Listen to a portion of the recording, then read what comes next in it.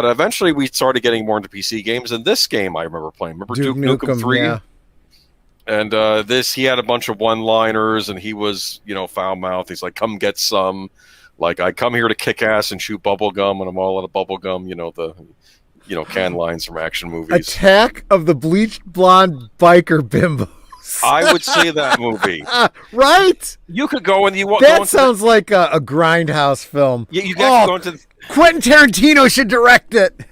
Oh man, yeah. I wonder if I think there might have been some Pulp Fiction nods in this game actually, because that was. I wouldn't be surprised. Yeah. And I think you can go into the movie theater and turn the projector on, and you see like a bikini-clad girl dancing around. Of course. And like you're fighting these alien pigs that I guess are like alien space pigs or something, or it's like hot pigs. It's really what I love about this picture right here is they go to the realism of showing the brasses being kicked out. But my problem is I would want to stop and police all my brass, and that's probably not even built into the game. You mean pick up the shells? Yeah. Oh, okay. Yeah, I don't know if that's built into the game. No, probably not. It was pretty advanced for the time. You could actually look around, up and down, and jump. You couldn't do that in Doom. You could actually look around in all directions. Moving on, Quake.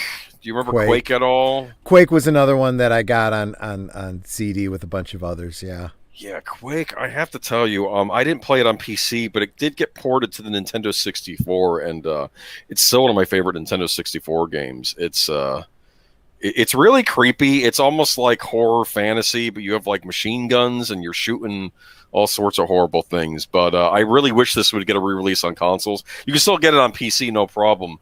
The PC version even had the soundtrack was scored, I believe, by Trent Reznor of Nine Inch Nails. Just a real quick note. Zootopia was saying that he had heard that Dave Filoni was thinking about turning the main character from Dark Forces into a cartoon for Disney. That might be interesting.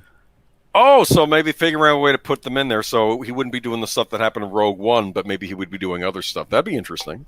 Well, actually, there could be some stuff that goes from, before.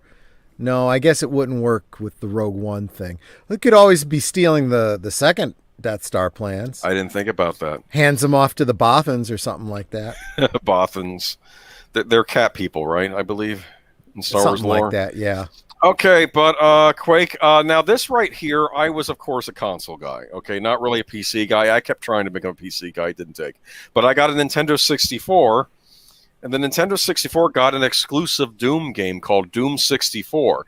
Now, if you'll notice, we're still sort of doing of course, the game engine itself is 3D, but the characters are still not fully 3D. But that's rendered graphics. That's like what they use in Donkey Kong Country, where they use like CG characters and they compress them down, as opposed to being a sprite character. So that's sure. Different look. This has also recently been remastered and re-released. You can get it for $5, $2.49 on sale. It's considered by many people to be the true Doom 3. Okay, nice. But it's a really good game. If you've ever played it, you're in for a treat. And it's available anywhere. This is Turok Dinosaur Hunter.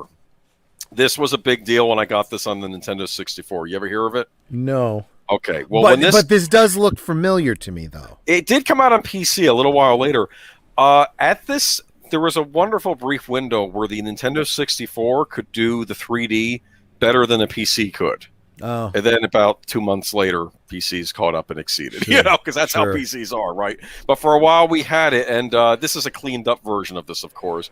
This has been remastered. You can buy this on PC, console, and Xbox, but it holds up pretty well. It's just based on a comic book. You're an American Indian, and you end up going into another dimension and fighting dinosaurs and other humans from another dimension, and it's a lot of fun. Okay, you get to shoot dinosaurs. What else do you want? That's always fun. Yeah. Okay, yeah.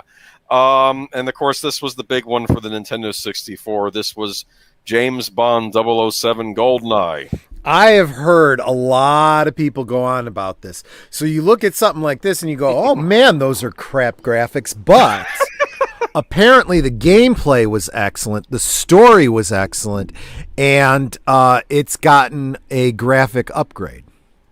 Yeah, probably not officially. I mean, they did make another GoldenEye game that had Daniel Craig in the role, and they based it on the movie, but it technically wasn't a remake of this game. But some of the levels were similar because the people over at Rare based the levels on the actual GoldenEye sets. Yeah.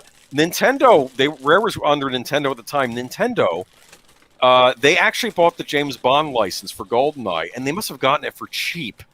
Because James Bond at that point was not a big deal, right? License to Kill had flopped, and they were kind of bringing out another GoldenEye. They were probably trying to raise money, so Nintendo bought the license to make a game out of. And this game came out a year after Super Mario 64, which was the big system seller.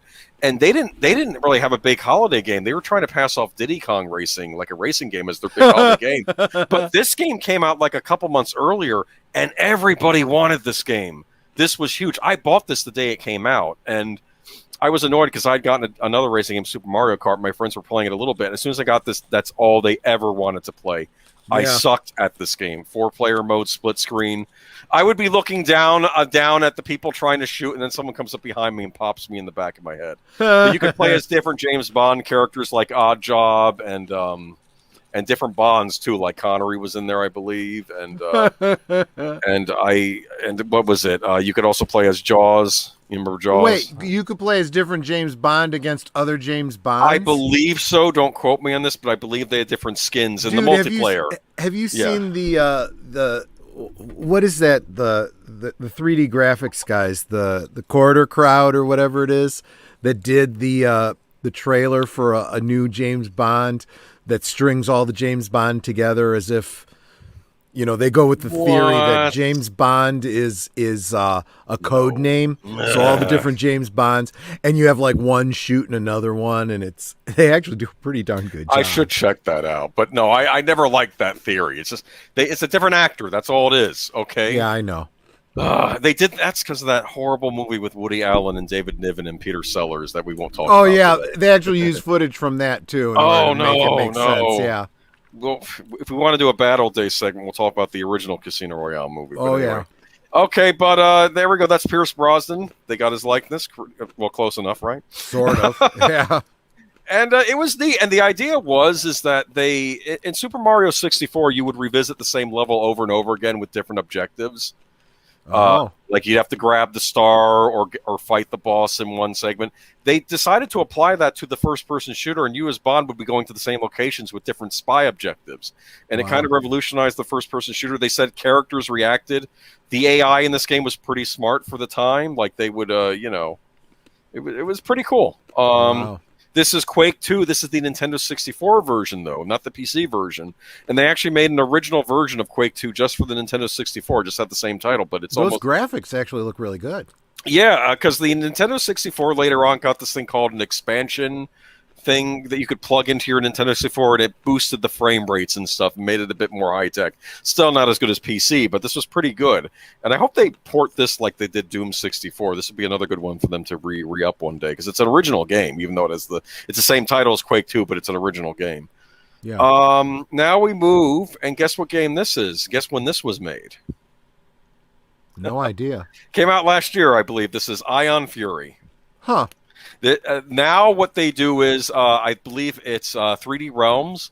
What they do is they take the old game engines and they're making new games based in them, but they're also boosted up. So this looks like, I think this is using the Duke Nukem engine, okay? Oh, okay. But it's a brand new first-person shooter, and it has kind of the Duke Nukem vibe to it, except you're playing a woman this time around, but she has her one-liners, and it's in a cyberpunk type scenario. It's called Ion Fury.